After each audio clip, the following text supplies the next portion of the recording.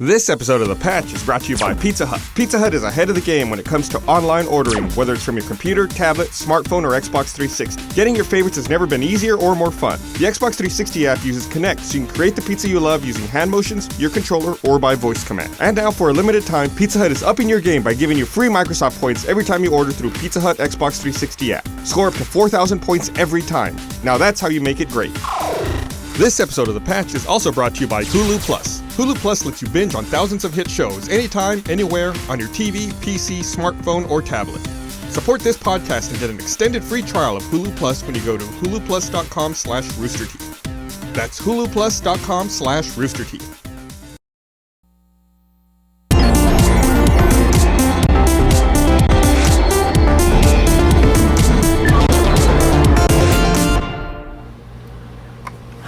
Oh! You're so really excited. Greetings, bro. This is the intro that right, showed. Yeah, it's exciting. I've been seeing the intro for a while. I guess it's like, oh yeah, that thing? I've had that forever. Yeah, we got an intro. We are a legitimate podcast. We actually have a real logo as well now. Is that all that was holding us back, was the logo? Yeah, now we got the logo. Right. It's all good. Holding us back from what? Being a legitimate podcast. From having a logo. Greatness. So welcome to The Patch. We got Gus, Burnie, Ryan, and Gus this week. How are you, Internet? Twice the Gus, twice the fun. There's 1,000 things to talk about. I said on Twitter about 2 or 3 hours ago that was too much to talk about, that we were just going to stare in the cameras for an hour and just yell video games at the top of our lungs. It's a viable alternative at this point. Yeah, it would be. Because we had PAX this week. We played Titanfall. We should get. Let me get Gavin and Ray over here. See if they're busy. We can get them on the mic and they can talk about the Titanfall stuff. Especially Gavin. Yeah. So we saw a lot of stuff at PAX. Also, you weren't there. I got to play Fortnite at PAX. No shit. Really? Tell me about that. I signed NDA. All I can say is that I played Fortnite, but I'm gonna break NDA. It was good. Oh, I just broke NDA. Yeah, Gus is living on the edge. Watch out. Is that really a disclosure? Epic is on the phone now, suing us. What I a think that's rebel. an opinion. Fucking spoiler. Fortnite's good. So Fortnite was, well, you can't talk about it because. So it was a game that Epic announced, I think 2 years ago, right? About 2 years ago. We were asking about it on the patch a couple of weeks ago. Like, whatever happened to this game they were talking about? I knew I was going to play it at PAX, which is why I didn't say anything at the time. Oh, so now. And now you can't. You were prepared to not say anything, basically. Because they were like in a closed room, like you had to know where they were. And well, the funny thing is, I don't want people to think they had his presence on the floor. Right. What I'm saying is that you could have said something then, and now you literally can't say anything. Yeah. So your opportunity to have said something is now gone. I didn't think of it that way. Yeah. You did a great job of teasing your inability. You're a much smarter man than I am. You waited to do nothing, is what we're hearing. You totally Wait, that's what I do, though. Sit around and wait to do nothing. Wait to do nothing. All right, well, I'm going to talk to you guys about Fortnite because I can talk about it. I ain't said shit. All right, Epic Games Fortnite. Players will explore, forge, collaborate, and build by day. Yeah, there's a trailer online. You can check it out. Here, I'll pull it up. Well, you guys look at that. So yeah, I'm pulling this up for you. Up on my screen, I have Crash Bandicoot because I've been playing to solve the problem that I had. Is there something on the side of my head here? It's like a shadow here? Looks like I have a bruise on the side of my head. I think it's just the color on that TV. Oh, okay. Sorry, everybody. Don't get fixated. We literally went, and when we set up the podcast set, I went to an electronics store and I said, give me the cheapest camera you have and the cheapest TV you have, and we got that and this. Well, that's like Ryan has the cheapest desk in the world.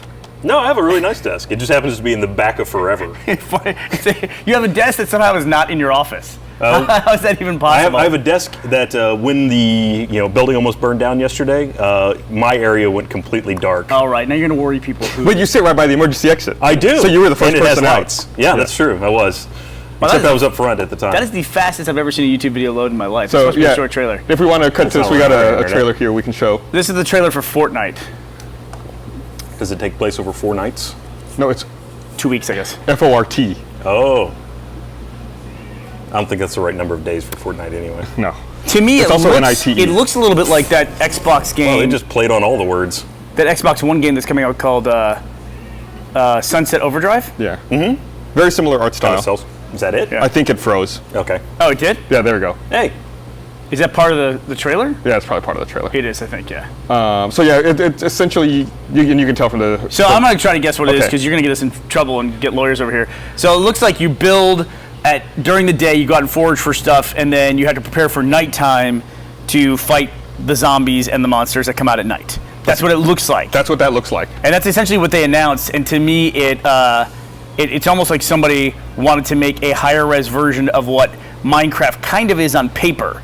which like that is the game that Minecraft initially was in the first few updates, was a survival horror game just in this kind of creative, blocky world. And that's Fortnite by Epic. They announced that before Cliffy B left Epic. Like, that was the last thing. I think he was the one who announced it. Was it? Yeah. And so I've been waiting for that because it seems really cool to me. Sounds like the kind of game I'd be interested in. It's fun. And I gotta say, I'm a little disappointed to admit this. I just deleted DayZ from one of my laptops because I needed more room. Yeah. You gave up on it finally? Yeah, I just like it's and I just read somewhere that the standalone version of it has been delayed again. Yeah, he pushed it back. When we talked to Rocket, we interviewed him at the RT podcast last year. Yeah. He said his goal was to have standalone DayZ out by the end of last calendar year. Remember at the time on the podcast, I was like, are you serious? The impression I've gotten is he's never been in any big hurry, though. He's always been, when it's done. Also, he came under so much fire there for a while. It's like he kind of went underground for a while. He really did. I think they may have seen the War Z as a competitor, and then when it tanked, well, it had a lot of hype. And people were really excited about it. Well, that's what happens when you make a lot of promises that you have no intention of keeping. Yeah, and then it tanked, and I think they decided to take their time and really work on standalone DayZ and polish it. Was War Z a Kickstarter game? I don't think so. Wasn't? Okay. It's back, by the way, and it's rebranded as something else. Yeah. And then sold a bunch during the Steam sale. It was in the summer sale, because I kept seeing the gaming subreddit be like, don't buy this game. Yeah. And I can't remember what it's called. I don't either. And everybody, I should say, if you're watching the live stream of this, first of all, thank you for being a sponsor. Secondly, if you want to tweet to us at #thepatch, we'll grab some of your questions from there as well. I also have a thread up on roosterteeth.com in my journal. You can go ahead and ask questions there as well. I'll be checking both of them. Yep. This thing seems to be dead. But we also saw Titanfall at PAX. Let's talk about everything we saw at PAX. Titanfall was probably the biggest thing that I saw. Definitely the biggest thing I saw.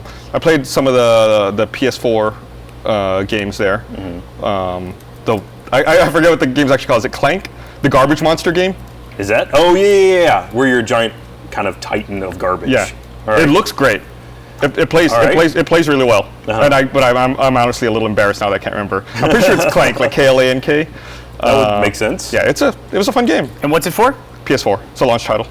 Did they have anything playable for Rime there? Because I keep seeing trailers for that, and it looks gorgeous, but I have no idea what it is. I did not see that there. I took a really brief look at Elder Scroll Online, which looked a lot and played a lot like Skyrim, according to everybody else there. I saw it from a distance. They announced recently that it's going to be a pay-per-month subscription model. $15 a month, right? Yeah, which is unusual. You don't really see...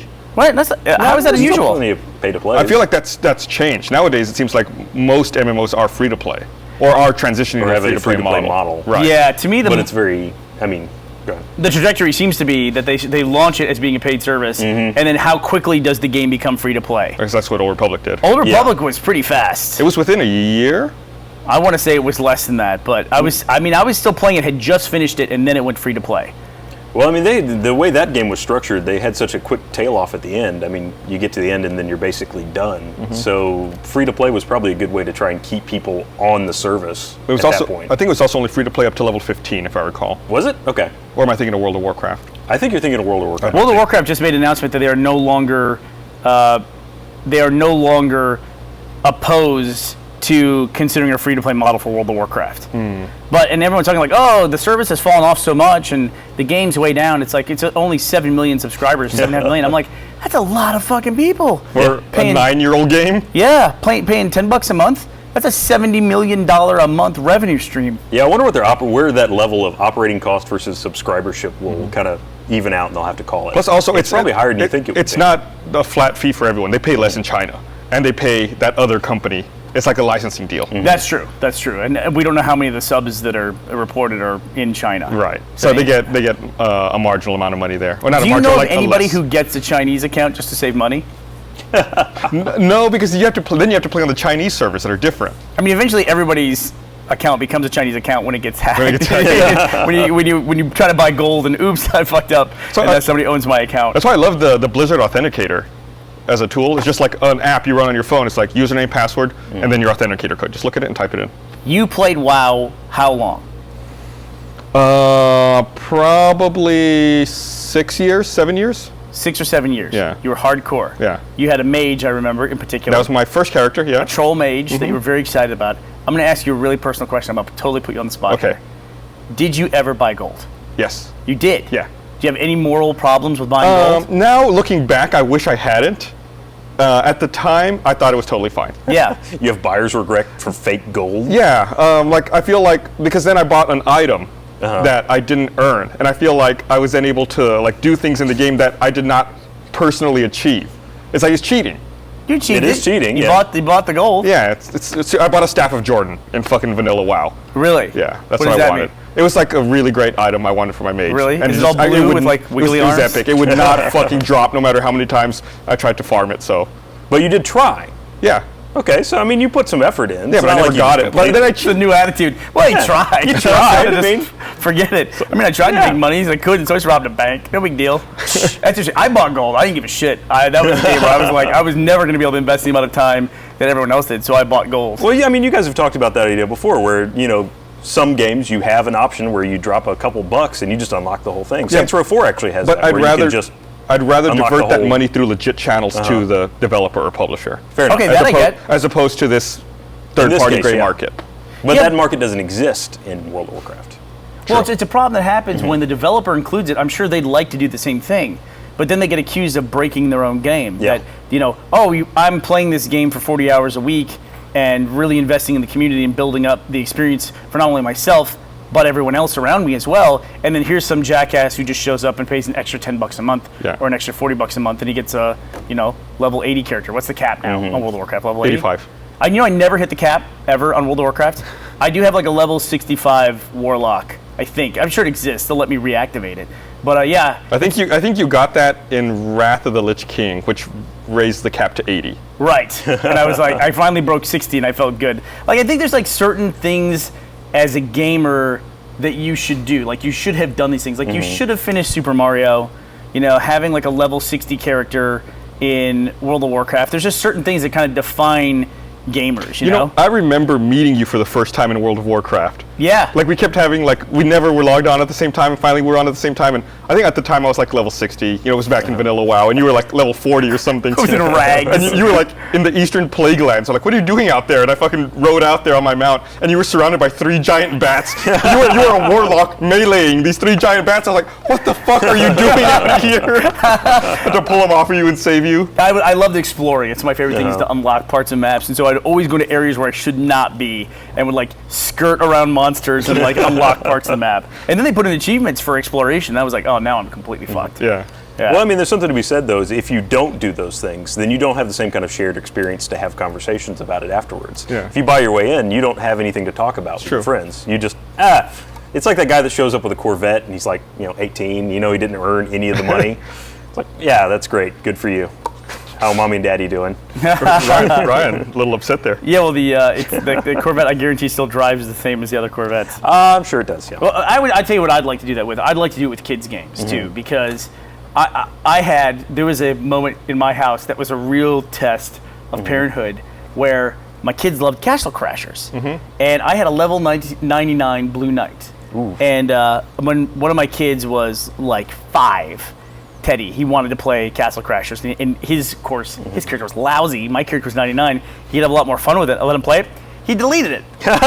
He deleted my character. And it was like, I was like, you gotta be kidding me. It's just like he just hit the button and it said yes or no, and he says yes because he's not gonna take time to read that stuff. He didn't care. And then the character's gone, and he was just. He's so upset. He was so upset. He was crying. Oh, he was actually upset? Yeah, he was definitely upset. And it's because he was more upset because he wanted to play with the character. And it was gone forever. And and so it was like, yeah. And I was like, he's like, boo hoo hoo. And I'm like, yeah, it's okay. I'm like, my fucking character's gone. But so if I could have paid to unlock that character, that'd have been great. There was one of the Lego games, is like that too. To complete the Lego games 100%, you basically just have to go through the game like 4 times. But on one of the Lego games, it was one of the new trilogy, episodes 1 through 3, you could pay to unlock all of the other trilogy's characters, which gave you like, if you've never played them, like you need some characters that have Dark Force, and some characters that have like droids and things like that, open doors, and it takes you a long time to unlock all those. And then just by buying the new character set, you got all those things. So it was really cool. I might have that backwards. In the original trilogy, which came later, I think you can buy the original, the 1 through 3 trilogy. Anyway, it's hard to keep that all straight. It's so weird thinking back on playing games when I was a kid, and Super Mario World, and playing through it like 1,000 times. Because I had 3 games, and that was it. And I'd play the same thing over and over and over again. But that was perfectly entertaining. Nowadays, I can hardly play a game twice. Yeah. I even had struggle. It's like I have maybe 2 more achievements I need to get, but I have to go through the story again. Can't do it. It's better just to wait. Like I'm finishing this Crash Bandicoot game. You guys saw me playing it. Last week I talked about it in the patch because it set my gamer score at 6. And then after I said that, you said you've been playing that messed with me because I looked at mine. I was like, mine's at 8. What did that to me? It's fucking Halo Reach. It makes no sense. The Noble Mac Pack had something that was 3 gold, something that's 42. Wow. I need to go get the one it's one of the flag game types where you have to collect all the flags on one map. I don't remember what my gamer score is, but for a long time it ended in 7 because there was that Marathon 2 achievement on the Xbox Live Arcade. Speaking of which, speaking of Marathon, Destiny had no presence at PAX. No. They were at Gamescom and they were at the GameStop convention, which was midweek. So there were people at PAX who were showcasing on the floor who had come from Germany to Las Vegas to Seattle in the course of a 7-day week. They were in 3 different cities in 1 week. Ow. Yeah, that is a busy schedule. Working, showing games. Yeah, sometimes demoing like 45 times a day. Yeah. Yeah. You know what's big about demos is like those theater demos. It seems like Ubisoft, that's their go-to. Yeah. Always for Assassin's Creed, they have a theater experience, and you go in groups of like 30 people, sit down, and they do a whole presentation to show you the game. I think this year at PAX they had Watch Dogs and Assassin's Creed 4 both like that. And they showed 14 minutes of Watch Dogs. Yeah. Just recently. Did you watch it? Oh, right. No, I haven't seen that. That just came out today, right? It literally just came out like an hour or 2 before the patch. I have not watched it yet. I gotta admit, for a franchise that apparently is highly anticipated the way this one is, I almost have no visibility on Watch Dogs. It's been a lot quieter. I gotta take a look at it. I'm intentionally trying to stay dark on it. Are you? I've been trying to avoid as much of it as I can. Like when people raved about the first E3 when it came out, I didn't go back and watch any of the presentations. I waited until this E3 and then I watched the E3 presentation they gave there, and then I haven't seen anything again since then. That's what I'm doing right now with the GTA 5 multiplayer, because I know we're going to do a bunch of Let's Plays in it, and I don't want to spoil stuff. I want to get into it. And then part of the stuff that makes a lot of what we do over there fun is getting into things and finding out about them and just discovering them as we play.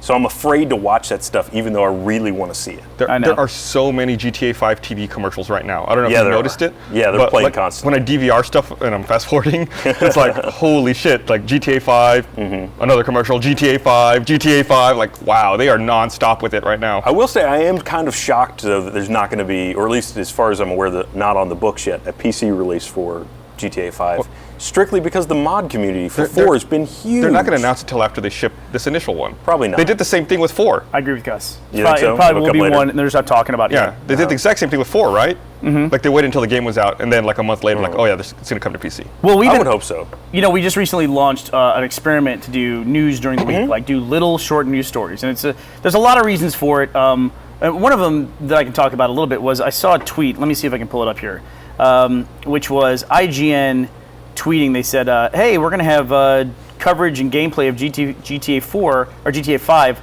all this week, and they're going to have it there." And I was thinking, how in the hell, IGN has, not how in the hell do they have it, but I was wondering, how did the Achievement Hunter guys not have access to GTA 5 yet? I mean, I was reading comments too when you guys were putting up your last Let's Play. What was the X one? The Wanted X. Wanted X. Yeah. You guys put that up, and some of the comments on it, one guy had this great comment, which was, I think I'm more excited for the Achievement Hunter guys to get GTA 5 than I am for me to get GTA 5. Like, they were more excited about that.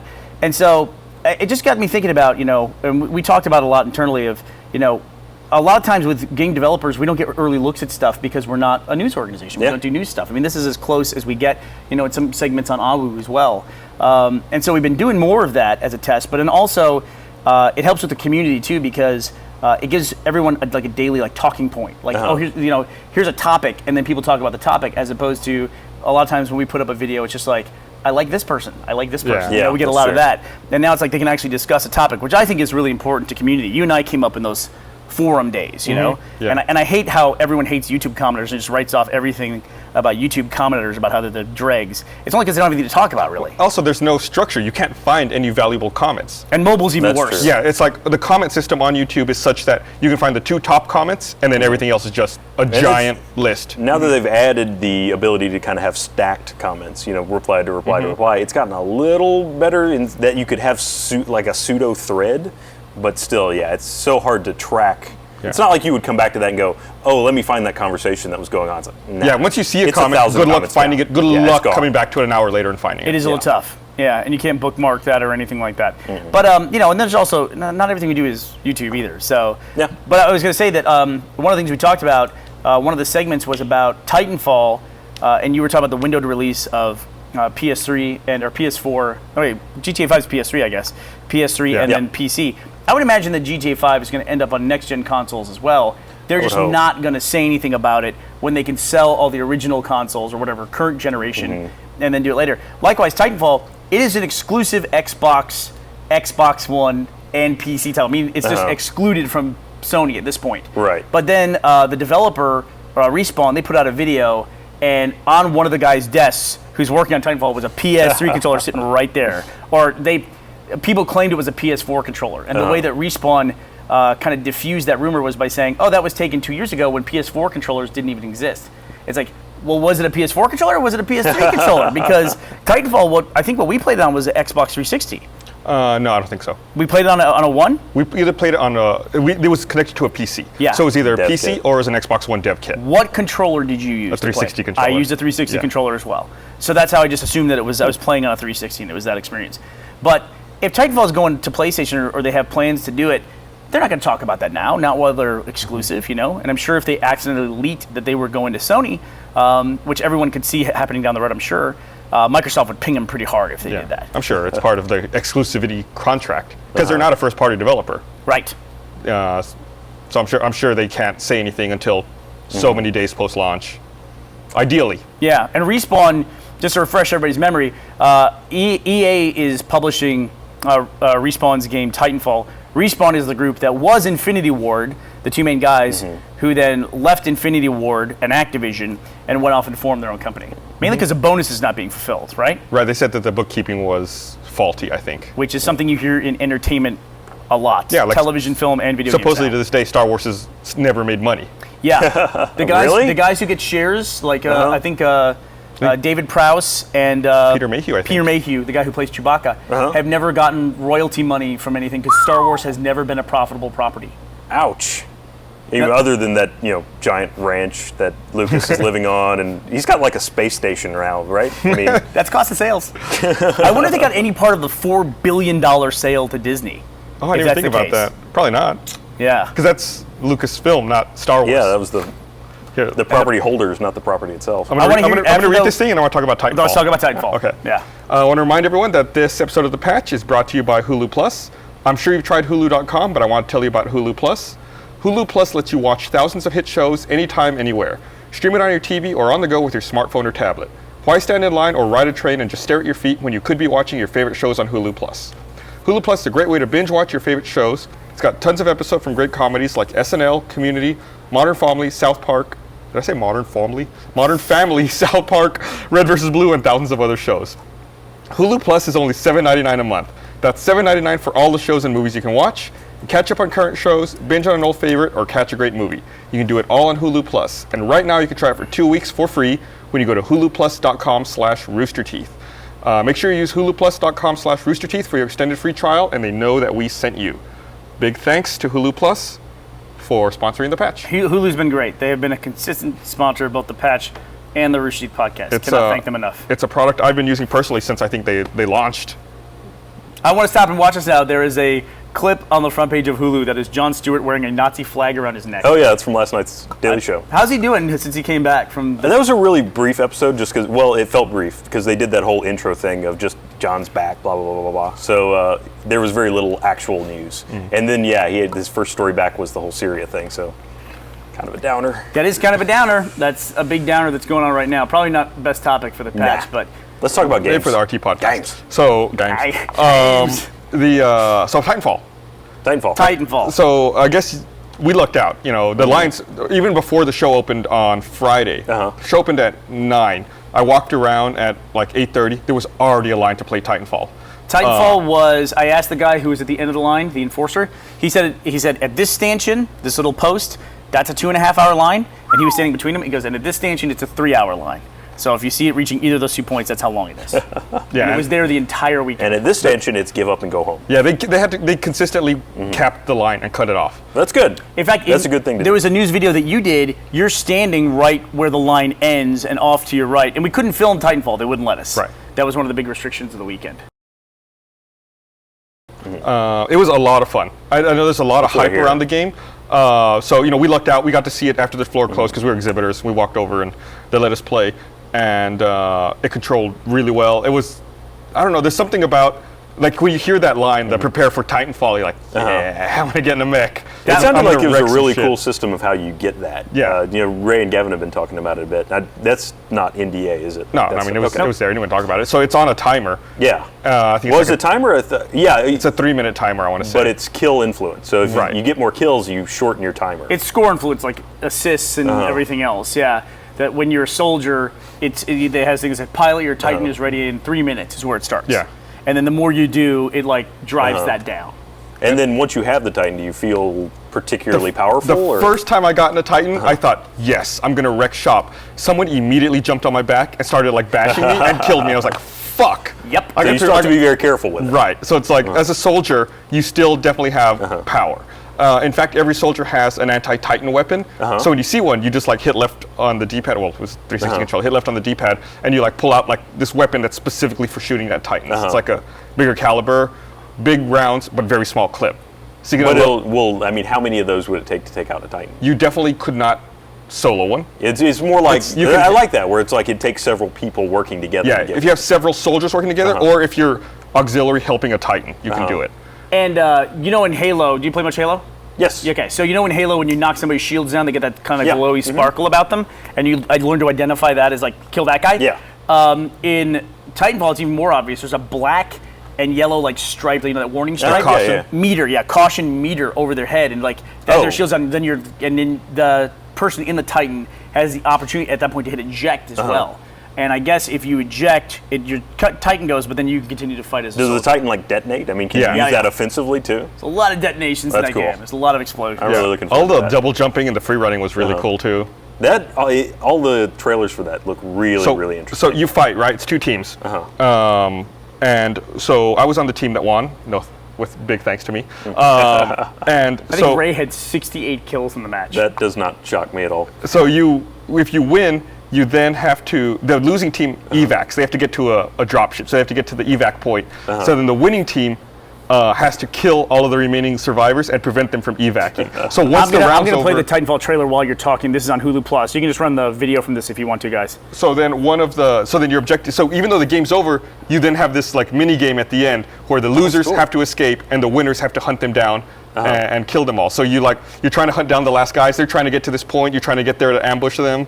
This is a level we played too. Oh, it is. Yeah, this is exactly like the gameplay that we played. So this brings up an interesting question too, because this trailer in particular, it looks almost like there's a single-player narrative that's woven into the multiplayer. Yeah, I completely forgot about this at the beginning of the game. Yeah. I forgot that we saw this. They're dropping a guy and he's like a prisoner, and they're throwing him down in there. But that is a Titan right there. They just threw a prisoner in a sewer? Yeah, apparently. Yeah, why not? Listen, man, war's hell. What are you gonna do? What were the bots? I just saw. What are the flying bots that are floating around the city scanning stuff? I don't know. Maybe that's what provides your radar? Or it could be. There's also AI characters coming in all the time too. That's how Ray also got like 68 kills. Yeah. Can Ray just be the Titan? Like, can we just keep him out of the game and in 3 minutes you call him in? You drop a Ray in? That'd be awesome. But yeah, like at first I didn't realize it. Like I was up in a second story of a building, like shooting down. I was like, man, these guys suck. But oh wait, they're all AI. Yeah, I got a triple kill. I don't think I've ever gotten a triple kill in any Call of Duty game ever. But I like that. My first reaction was, these guys suck, and I'm really good at this game. Yeah. There's nothing like feeling when you first start playing a game and the playing field's kind of level, and you actually can feel like a great gamer. But then if you play like 3 months after the game's been out, the only people left playing any game are the people who are incredibly good at it. Yeah. Like I'm watching someone who knows how to play this game in this clip, and they're a lot better than I was, or have a better awareness of what was going on. Like that's a pilot who just ejected and he went on the roof and got him. But it did feel like you could, at least affect a Titan when you were a pilot. And here comes a Titanfall right here. Which I thought was going to be a big deal. I thought that it would be so unbalanced that you'd never want to be outside of a Titan. But I think they did a good job of balancing that. It was fun to melee with it. There's a guy on top, just like Gus was talking about. I kept walking in front of other Titans and like spinning around so they would try to shoot the guy, but no one ever noticed. Yeah. It sounds a lot like, dealing with the Mantis sort of in Halo 4 is that it's super powerful, but wrong situation, you go down pretty quick. Yeah. I think the best mech implementation I'd ever seen before was in Battlefield 2142. Yeah, that was a great game. Whenever I came across a mech, I was like, oh shit, I gotta hide in the alley. And I really felt like they were looking for me, and I thought that was a great mech implementation. Those were way tougher than these things are. Were they? Yeah. Okay. I mean, you definitely want to be in a mech versus not being in one. But it's not the end of the world.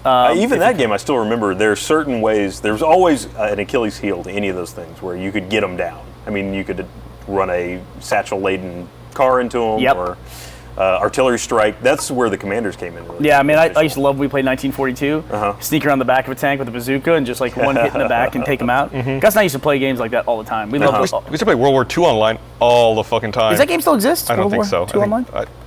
I'm sure there's probably a small community out there still playing it, but I know you can look at the news clip that we did on Titanfall because we shot it that day as well, and you can get Ray and Gavin's opinion of the game as well. I probably have the most muted opinion of the game. To me, I was never much of a Call of Duty fan. It felt very much like Call of Duty to me.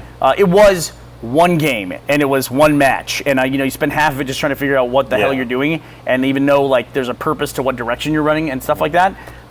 So take that with a grain of salt. I'll look forward to playing it some more. I don't know how much I'll play it. I think the main thing was, though, and this is probably not fair of me either, is that I was expecting like this next gen experience, and it really did feel like a really good current gen game, like a really good polished game, but that's the window we're going to be in for like the next 2 years. Yeah. Well, of like great games. Transition. Yeah, there's something to be said though for the fact that, and this lately I've had this experience a lot with 360. There's some really pretty games. Blacklist is very pretty, but there are times when that game chugs. I mean, you'll play along and your frame rate just goes to shit on the 360. So for stuff like that, I'm really ready for more robust hardware, so you don't run into that issue as much. Even if it looks about the same but just runs smoother, that's still a better experience. Yeah, on it felt next-gen. like Titanfall felt really smooth. Though I didn't feel like there was any stutter or any delay in anything. No. Everything was like super crisp, like 60 frames a second the whole time. It definitely had that Call of Duty level of polish, which is this is the studio's first game, and it just everything felt like rock solid.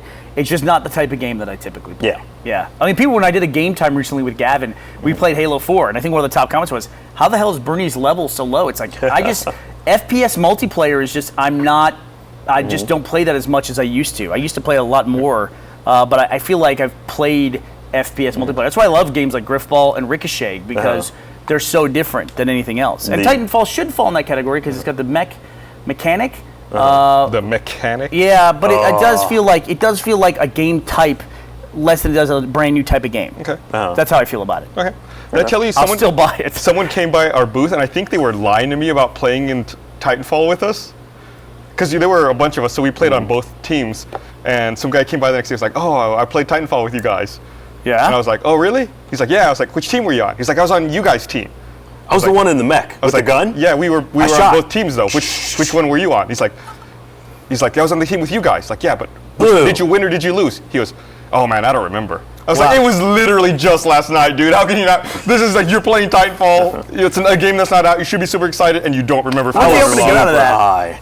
I will say this, that one of the AI bots' name was Esther. Yeah, I saw that. She killed me. I was like, Esther and Emily. Yeah, there was a lot of interesting names. There's been a lot of interesting development with female characters in general. Like, there was a big deal about Call of Duty including female character models for the new game for Ghosts. Was it Ghosts or the one after that? Yeah. And then today, I think, or the day before, UFC just announced they're going to be including female fighters in the next version of the game. Yeah.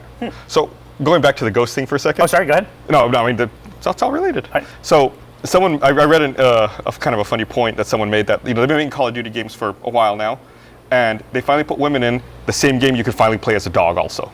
Like, literally, they are on the same playing field in the developer's mind. Like, oh, we're adding dogs, so just add women too. It's like, how much harder is it? How much more work is it to add a woman to the game? Even in Halo, they added female voices. Yeah. So the Spartans were the same character model, but you could have Almost a female voice, like for all the screams and You know, yells. and you got to wonder though, with the kind of people that are really the diehard advocates of this game, how many of them would be immediately switched to a character that's female because they think it will have a smaller silhouette, Smaller a smaller hitbox. profile? Yep. Yeah, and or will complain about that possibility in the game. I don't care what anybody says.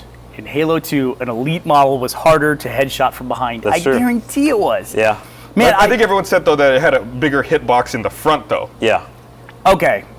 One of the things that always has driven me nuts about Halo is a line of grunts running at you, bang, bang, bang, bang, bang, shoot them all in the head. They turn around and run the other direction, you can't fucking kill them. You're just like, because they have that big like methane tank behind them, and you're just like, enemies are, in my opinion, enemies should be easier to kill from behind. That's just like, if you're going to be the kind of dickhead who shoots people in the back, you should be rewarded. dickhead? You should be rewarded for that. If you can shoot someone in the back. So yeah, and then the other thing you mentioned was that UFC, I guess, has female fighters. Yeah. I don't follow UFC, but I assume women don't fight men in real UFC. You are correct, and So- they don't allow them to fight one another in the game. It'll probably be the same way in the game. Okay. Yeah, that's a rule they said. Male fighters will not be able to fight the female fighters. And I was making the comment, well, at first, why not? You know, every fighting game, Chun-Li can fight Ryu. That's not a big deal. All the dead or alive characters can fight the male characters. Bass can fight his daughter, Tina. What are their names in the Japanese version of the game? I don't know. Is it Hulk? Is his name Hogan? I don't know. I mean, a lot of people don't realize that, like, Japanese will just kind of lift American characters. Like, in Street Fighter, the main boss is M. Bison. But that character's name in the real version of the game is Balrog, right? Right. Because Yeah. Bison and Balrog in the American version, their names are switched in the Japanese version. Because if you think about it, M. Bison is a play on Mike Tyson, which is what the boxer character is called in Japan. But in the U.S. version of the game, they had to switch it because I'm assuming thought they would get sued by Mike Tyson. Right. I'm assuming that's why they did it. You see, there was a video, I think, 2 weeks ago. I guess Mike Tyson was in a green room preparing for an interview on a Fox Sports channel. Yeah. And he had never played Mike Tyson's Punch-Out. So someone busted out an NES and gave him the NES controller, and they filmed him playing Punch-Out for the first time ever. So did he actually just start punching the screen, or? No, he really got into it. You know, when you buy that game now, in the current generation, it's not Mike Tyson anymore. No, who is it now? That game is available on DS download. And let me see, Punch-Out, I'll look it up. Is it still licensed? I mean, does he get any kind of He's a likeness character in the rights game. for that? Yeah. Eh. I don't think it's him. Probably not at the time. I want to say it's something like Mr. Wonderful's Punch-Out or something like that. Did they replace him with a Vander Holyfield? Punch-Out or? featuring Mr. Dream. Oh, see, there he is. Mr. There he Dream. is playing it. He looks like he's having a good this time. screen we're watching here? Yeah. Is this also the same interview where he admitted he's like falling off the wagon, or He admitted he had a very allegedly? That press conference that he did, he admitted that he had been lying about being sober. It is a tough minute and 40 of video Is to it? watch. It Ooh. really is. It is. That guy's like, I mean, he's just got problems. You know, he's grown up fighting his whole life, and he talks about that in front of a room full of people. And at the end of it, he just says he's been lying about being sober. Wow. It's like he's now been sober for 6 days, and it's like to see Mike Tyson kind of bawling a little bit is a tough thing to see. I mean, I grew up watching Mike Tyson beat the shit out of everybody. Yeah. You know, As a kid, I remember watching, I thought that's what all boxing matches were like. 90 seconds. Yeah, that one guy comes out and knocks the other guy out in the first round or two. Yeah. And then when I watched another boxing match for the first time ever, I was like, holy shit, Man, this this is takes a nothing long like watching time. Tyson. What's wrong with these guys? Yeah, so I wonder why Punch-Out, I don't know the reason, but Maybe Punch-Out is called Mr. Dream. Maybe it No. expired, like the Yeah, term of probably the so. license or something like that. Probably so. Or maybe they tried to divorce themselves from him That's back when also some a of his possibility. history. Yeah. Anyway, what else we got? Here it is. Originally released in North America as Mike Tyson's Punch-Out, then shortened simply to Punch-Out after Nintendo's license to use the famous boxer's likeness in the game expired. Hell yeah, who's calling it over here? That is from NintendoLife.com. I've never been to that site before, but it seems legit. So I heard someone was telling me right before we came on to do the patch that, the Oculus Rift was at PAX. Someone was telling me that on the Giant Bombcast, they said that people who were using the Oculus Rift at PAX were reporting all getting pink eye. So how does that work? Does it? Well, you see, alcohol swab technology just hasn't caught up to eye technology, so they had to That'd be a good user experience. Like, they sit you down in the chair, and they say, okay, here, we're going to use the alcohol, and they just wipe you with an alcohol swab across your eye. If you scream, it's like, no, you got something in there. They do that at the dentist, right? Like, or the optometrist, whenever you go put your face in the thing, they swab it all down with alcohol. Yeah, and they will now, I'm sure. Yeah. Well, on the upside, though, those people got to experience, were they demoing the new Oculus Rift, the 1080 version? I don't know. Because that's the latest from them is that it was all 720 previously, and now it's 1080. There were a couple of different stations with it. Like Oculus VR was there, like doing first-party stuff, so I assumed they had it. But there were also other booths showcasing stuff they were working on, so they may have had the older one. I gotta tell you that the way that they did the booth for Oculus Rift that I saw on the 4th floor of PAX was they had these white pylons, basically, with 4 chairs around them. And they would sit someone in it, and they'd lean back against the pole, so it's like 4 people, and they'd all put on the thing, and then they were all like sitting here doing that. And I watched varying levels of the demo where they were like putting the thing on them, talking to them about what's going to happen. Then when they had the thing on, there's someone that they're talking to them through the experience. But all the people in the pods, 4 people per pod with these things on their heads like this, it looked like the Matrix. Is what it looks like. It's like this is the first step of the Matrix. That scene from Minority Report where they're all doing the dreaming. Yeah, I mean it was definitely different. What's funny is, so I walked up and I saw that booth you're talking about, and I stood there and I looked at them and I thought, that's okay. I really should try it. You should. I was like, it's right here, I should try it. It's worth the pink eye. And then I saw the people doing that, like the whole Stevie Wonder thing. And then I hear about the pink eye thing now. No, I'm glad I didn't. Oh my God. I'm totally glad. Have you done any VR You ever? make me want to record the booth and like play Stevie Wonder over it. Feel like some kind of battler. Man, I would love to see that. Do you guys remember the old pterodactyl VR thing? That sounds really fucking familiar. Oh, that was like one of the early VR where they put the headset and you'd stand in one of those rings and then you could turn around. Yes! Yeah. And it was all, really like vector graphic. Yeah. But that was like one of the early VR. The other thing that I was thinking about earlier, now that we have Oculus Rift, and Sony's now said that they may be getting in on the VR headset game. Oh, VR they? Oh, Jesus. Where's the fuck did Barbara show up? Hey, try the veal. I'll be here all week. But so Sony's doing a VR headset? Yeah, and it looks like a really hideous visor, at least from the things. Eurogamer has released that they were talking about doing it, and I think from the article that was like the end of the details. Other than it's 720 again. I'm a little surprised it wasn't a bigger part of this next gen announcement. Yeah. When did they announce that? Sony isn't announcing anything they don't have to right now. Smartly. Yeah, that's an it's intelligent worked out move. really well for us. So we haven't said the Xbox One has a release date. Yeah, now, we haven't even said that. It comes out after the PS4. Right. 22nd. Was just about to talk about that. So it's 7 days after the PS4 comes out, then we have the Xbox One releasing. I really thought they were going to go earlier. I thought so too. I thought they would push it. Maybe part of this CPU upgrade they just did push their delivery date back a little bit.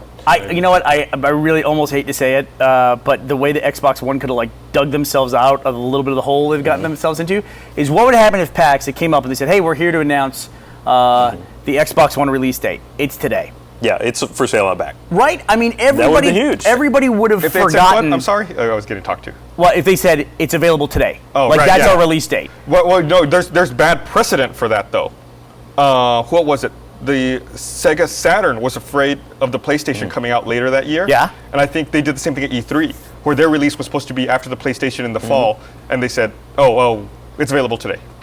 And then you couldn't find it anywhere. Yeah, I was going to say, if they actually backed it up properly with manufacturing, got it to all the retailers, Right. no one would keep that secret. There's no way. Yeah. There would be 20 posts on Reddit It's of true. a guy at Best Buy going, look what's here. Oh, yeah. And then you Well, can see the I'm holding. videos of the guys Sorry, like Best Buy. buying it and then fucking smashing it in the parking lot in front of everyone. Oh, we're gonna go. Are we over that? We're gonna have to go through that again. I forgot about that. I fucking hate that. We're gonna have to see those videos.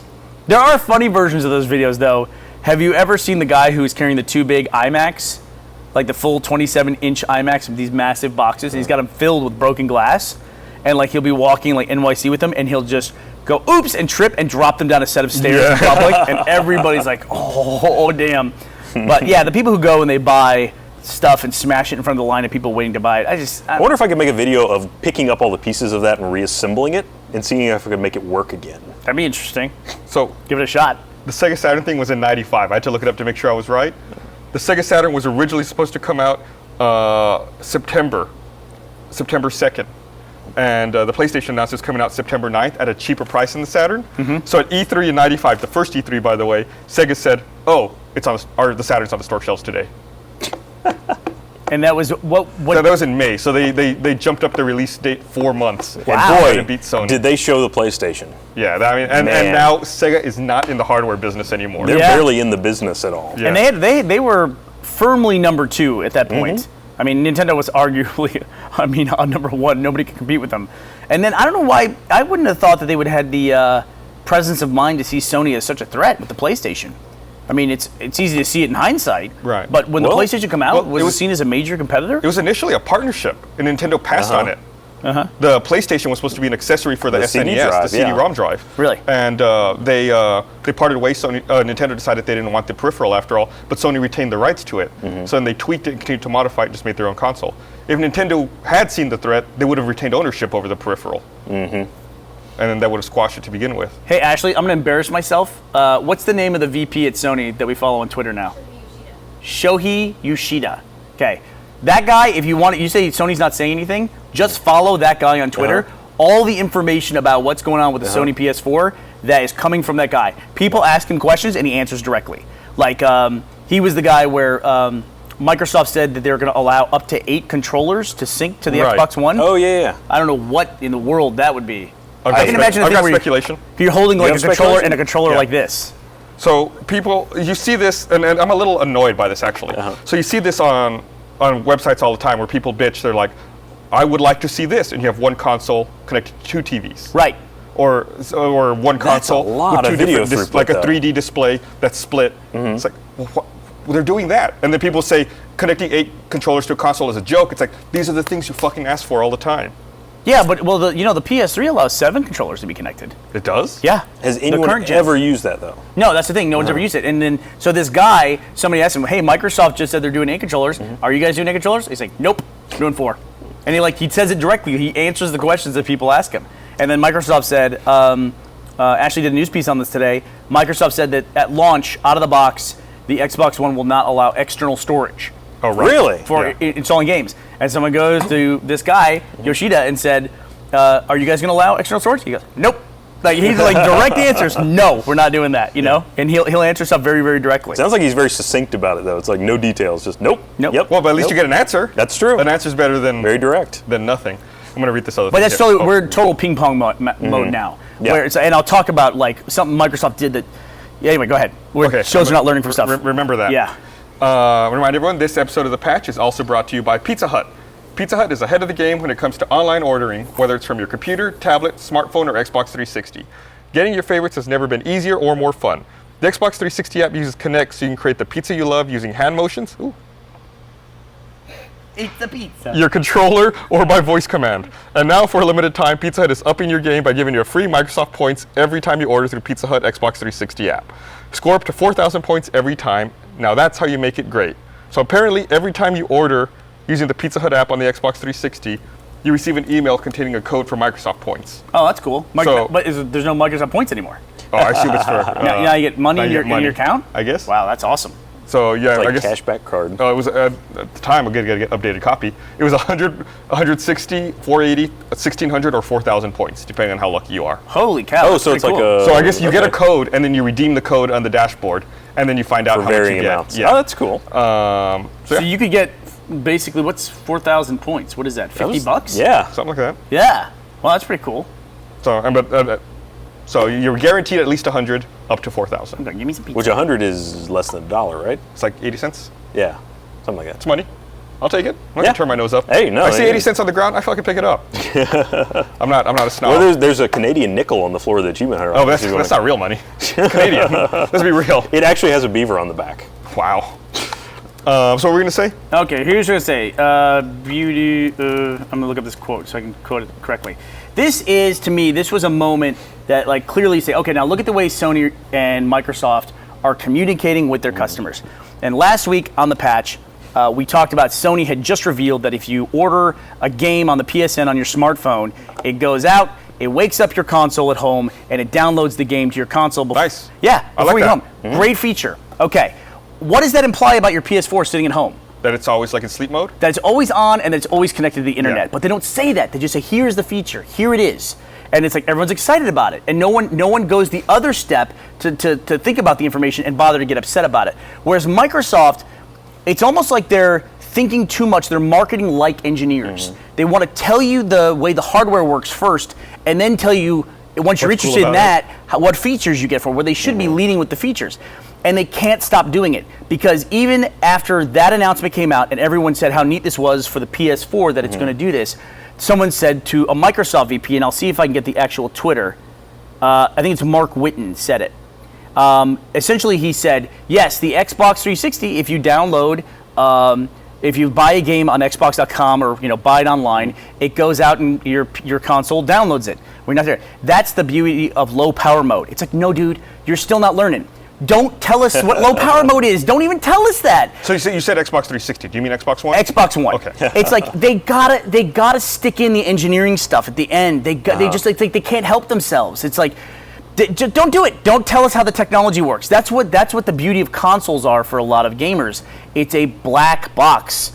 Literally, it's a closed system that it just works. Do you think, and if you want to take the time to figure out how it works and how you're going to get upset about it, do it. But don't tell us stuff like low power mode. That's almost like the Apple philosophy. Like when they release something new, they announce a new iPhone. They tell you, look, this is what it does. It has this app. It has this app. Look at the pretty buttons. They don't say it's got this much RAM. Right. It's got this clock processor. And I think they're starting to have to do that though, especially with storage and things like that, because they're getting more competition where they have to say, well, it'll be this fast in terms of CPU. Or it's 8 times faster. That's the kind of stuff they say. You know what I mean? False metrics. Apple's always done that. Like well back in the PowerPC days, 32 times faster than an Intel processor. They switched over to the RISC stuff, and they didn't have any good way to compare the two. It was like apples to oranges. Right, so. but they've kept with that. Yeah. And it's like a comparative metric, so you don't. It's not like it's fast. Getting you don't too need techie. to know. Well, it's not getting too techie. It appeals like the net's wider.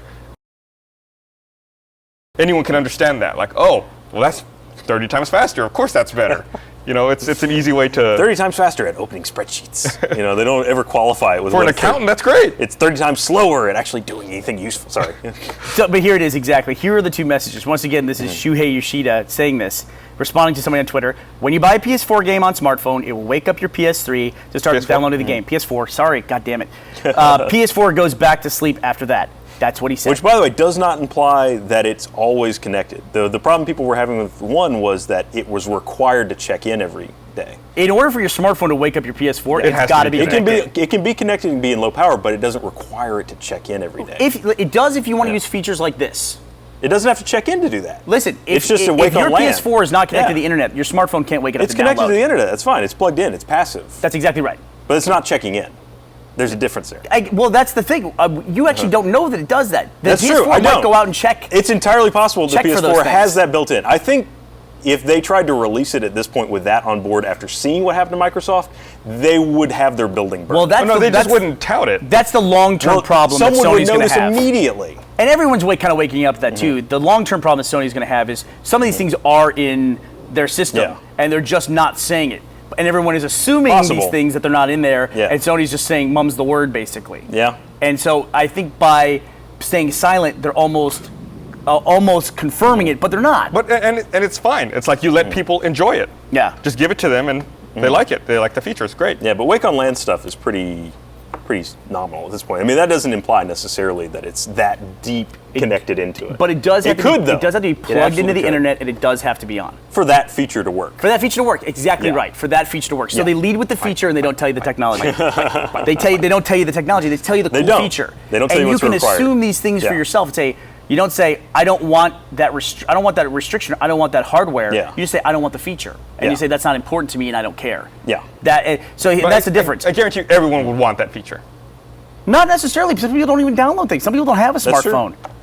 According to people who talk, people who don't have a smartphone aren't buying a fucking PS4. Things that we've learned from this whole console wars is there's still a lot of people that want a physical media, so they're not going to buy the digital version. You're telling me a 13-year-old in rural Kansas definitely has a smartphone? 13-year-old, I think so. Really? It's getting to the point where I have an 11-year-old. He does not have a smartphone. He's not going to have a smartphone anytime soon. They could, though. He could. Yeah. He could, but he's not required to. No. I mean, but when you're going to replace his phone, that's pretty soon. There's going to be an option where it's hard to find a non-smartphone. That's true. An iPod Touch or an iPad, or something else that has the app. No, I'm gonna keep my kid real. I'm gonna get him a Flip. Do you know that? You should get one of those analog dial phones where he just has to go and plug it into a wall somewhere, and the rotary type. Crank. crank on the side of it. But listen, let me read these tweets directly. So Yoshida said from Sony said, when you buy a PS4 game on smartphone, you'll wake your PS4 up, start downloading the game. PS4 goes back to sleep after that. Mark Witten says in response, yes! Exclamation point. Of course you can download your way. Pound Xbox One. Hashtag Xbox One. Always up to date.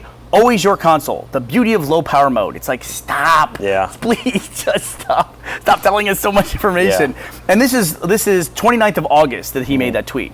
So it's like, I don't think Microsoft's going to learn the lesson. No. I really don't. If they explain what PlayStation did and Sony did was they explained the user experience. You got a smartphone, you hit the button, it downloads it to your console. That's it. What Microsoft did is they explained the physical hardware, just like you're saying. They named and that they named people the don't understand that. low power mode. Yoshi didn't say anything about low power mode. No. Now I take away from that tweet, my Xbox is always using power. Yeah. That's what I take away from that thing. Which it is. And Yoshida, I hear my PS3 is asleep. My PS4 is asleep. You know, can wake it up from anywhere. Yeah, I mean, it's to me, whether or not it's, I mean, people should be able to look through the layers of marketing. But no matter how you look at it, to me, it's just better marketing. And that's where they failed earlier. Xbox did. I mean, they didn't explain the user experience. They didn't even have a plan for it. Right. They came into that whole thing going, it's going to work. Don't worry. Like, your experience will be great. Trust us. Mm-hmm. You can't do that. Was someone fishing for that? Like, when did the announcement that the Xbox One was going to have to check in and have to be online? People were looking for that, right? And they went asking them. I felt like initially they did not say that. Right. In any event, and I think it was like clarification. It was part of the after DRM dump when they explained how all the DRM was going. Yeah, because I think they had to make a web page explaining all of that afterwards, and it was on that page. I think it wasn't actually during the conference. But even then, they didn't explain their plan. Like, they didn't have a plan yet for how you would share games. They were announcing all this stuff, but didn't have the plan. I think it was on that yet. Same page. Well, they didn't have it yet. They never did. Nobody knew what the plan was. They dumped for it sharing eventually. games. By the time they maybe had the plan, they'd completely removed that DRM. They told us how awesome it was going to be after it was no longer possible. Yes. That guy made a tremendous write-up. And I think I mentioned that last time I was on the patch, was his write-up about how it was supposed to have worked was the best explanation of it that we'd ever seen. Yeah. It was great. I mean, it was like, oh, that's a feature I want. Yeah. Yeah, maybe also once you don't have to deliver it, it's a lot easier to promise. Yeah. And he's like, and you can't have it. Yeah. Did you ever hear about the StarCraft Ghost or the Halo MMO? Oh, I mean, wow, those are going to be the greatest games ever. I played Ghost. Yeah, I played Ghost too. We played Ghost in E3 2001. Something? No, it was later than that. Because I also played it at BlizzCon. It was an Xbox game. Yeah, I played it at, the last time I played it was at BlizzCon 05, I think. Okay. Oh. So we might have played it at E3 05. That feels recent, but that was almost 10 years ago at this point. See, that's the other thing about these features too, is that the release date for the Xbox One being 11/22, that is 8 years to the date that the Xbox 360 came out. Mm-hmm. That's the same launch date. That says a lot. This console has been on the market as the primary console for Microsoft for 8 years now. Has any other company had a console on the market for that long? Because PS3 was 1 year shorter. PS2 was technically on the market for a long time. They're still selling it now. I mean, their primary console. I think they just stopped. This is the current gen console. Right. Mm-hmm. I mean, you can still buy an NES to this day. You can buy an Atari. Well, they say 2600. 360 is going to go another 3 years into the Xbox One. No, I'm saying like this is the console. I'm saying this is the console. Flagship. Like the years of the console, it launches and then until the next one. Maybe launches. some of the earlier consoles went a long time. So Nintendo was like 88 to like 95 maybe? No, it wasn't that long. Super NES came out 92, I think. And so when we talk about things like Titanfall, to me, didn't look quite like a next-gen title. Something else down the road is going to. You look at Oblivion, didn't exactly look like a huge Xbox 360 title when it came out. Then a few years later, we get Skyrim, 5 or 6 years later. It's unbelievable those two games came out on the same console, same hardware. Yeah, you look at the screenshots side by side, it's totally different. It's unbelievable. And even the user experience, which you talked about, like you look at the original dashboard for the 360 versus what you have now with like the blades versus the tiles, totally different. I remember at the time complaining like those blades at the time were like so slow to pull up and then slide. Now, I don't know. It's trying to remember because it's been so long since that switchover happened, and now there's a whole new set of slowdowns where you got to watch the ad or whatever that pops up on the. Well, it's on the front end versus every time you try to move and do something. So a user on Twitter right now, QChristian16, is pointing out what a lot of people are pointing out, which is that the Xbox 360 currently has that feature where if you buy something on Xbox.com, it'll download if your console's sitting home and your console's on. It'll and If your, it's and your, turned ga- off. and your gamer tag's logged in. Yeah. But when you log into Xbox.com, it does knock you off your home console? I don't think it does, but it does definitely, and I'm glad they're fixing this with One, because this happens to me on occasion. If you sign into Games for Live or on PC, that does bump you off Xbox Live. Right. That's kind of obnoxious. Well, I mean, I get it. What is that? Do you? What is that fixing? Who is that protecting us from? Well, I guess so. It's like you have bought games on Xbox. It depends. They're exclusive. There's no crossover there. Yeah, I guess. I guess it's all one system, so you wouldn't want multiple PC users to log on to one account. I can understand how that would be I the guess. Yeah. Because then they could buy a They license can't make for a that game. distinction though. No, it's a good point. They should be able to. Which they are. They're fixing that. Yeah. Like, what is the danger DRM? It's all DRM stuff. You know what I mean? DRM's such a pain in the ass because I hate all DRM stuff. But at the same time, I understand these companies have to do something. Yeah. Because if you just let anybody do whatever they want to, then people just pirate everything. Yeah. You know, every chance they get. You know. Well, I mean, that's the old argument because the people who are going to pirate it anyway. Yeah. It doesn't. Someone will Do you within think a day or that's two still, will crack it. Do you think that's still the case with consoles, though? Yeah. Well, Really? with consoles, it's a little different. Almost, they've made it nigh impossible to do it. On PC, People I can still pirate do a it. game, any game I want. I can pirate in the next 5 minutes. I haven't done it Yeah, in you years can. and years. On a console, I wouldn't even know where to start. I'd have to You'd have to do get them research and modded, everything. and yeah, it's a lot harder, I would imagine. Yeah. I've not ever looked up the specifics on Xbox. So but- Same with music. Now that music's so cheap and available, it's so much easier Yeah. for me to just go and get it. yeah, now that you can also buy songs a la carte. You have to buy the whole thing. It's like, oh yeah, of course this. well, this, the games this. industry hasn't done that though yet. They They need haven't to. tried to price themselves down to combat piracy. They've never done that. Steam has, wouldn't you say? Steam, you're right. I take that back. Steam has done a great job of doing that very. If you make it affordable, if you make it attractively priced, people will buy it. People will buy the shit out of things on Steam just because it's cheap. Yeah. I've done it. That's why I bought a Kerbal Space Program Yeah. like that. It's like, oh yeah, $5 or. You know, a lot of people also pirate games not because or software not because they want to use it. It's just a collector's thing of like having like the entire series of something if you want to ever play it. And I pay to do that on Steam now. It's like I have every Civilization game in case I ever want to go back and play like Civ 2 or get a Jones to play Civ 2. I know So you do. we're at time, but we forgot to talk about the Nintendo 2DS, which was also announced last man. week. We talked about that in the patch last week. Okay, Actually, never mind. We All talked. right. We talked about it quite a Covered. bit. But there's been a lot more information that's come out about it. It's not quite as big as people thought it was. You got to show that stuff in scale.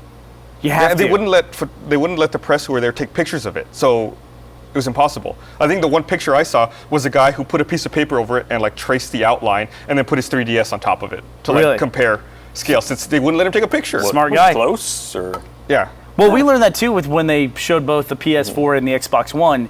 That's it true. took a couple days before they put them side by side before you had any sense of how big these things are. or then next to a 360. So you Right. because for some reason that Xbox One, when you just look at the box, it looks tremendous. Yeah. It looks huge. Looks like a prop from 2001. It does. Yeah. Like you'd expect you could launch a shuttle with it. You put an extra 360. It's like, Roll oh. the shuttle out on the thing.